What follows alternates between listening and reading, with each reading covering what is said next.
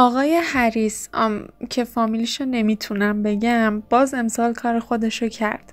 هریس تو هفته مد لندن از کالکشن بهار 2025 خودش رونمایی کرد و دوباره به همه ثابت کرد که ترکیب معماری و فشن چقدر نتایج خارق‌العاده‌ای داره. تم این کالکشن استفاده از پارچه‌های وینتج دکوراسیون خانه مثل پارچه‌های مبلی، پرده‌ای و رومیزی قرن 19 بود.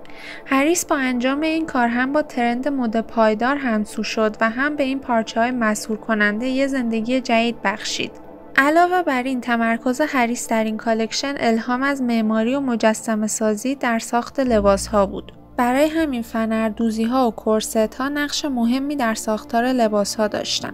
به راحتی میتونم بگم ساختن این سیلوئت‌های جدیدی که در کالکشن می‌بینیم واقعاً کار هر کسی نیست. به نظرم حتی میکاپ مدل‌ها هم یه هیبت خاصی به کالکشن میده. به شخصه واقعا لذت میبرم از اینکه فشن مثل یک تابلوی نقاشی بمونه و هرچی نگاهش بکنی سیر نشی.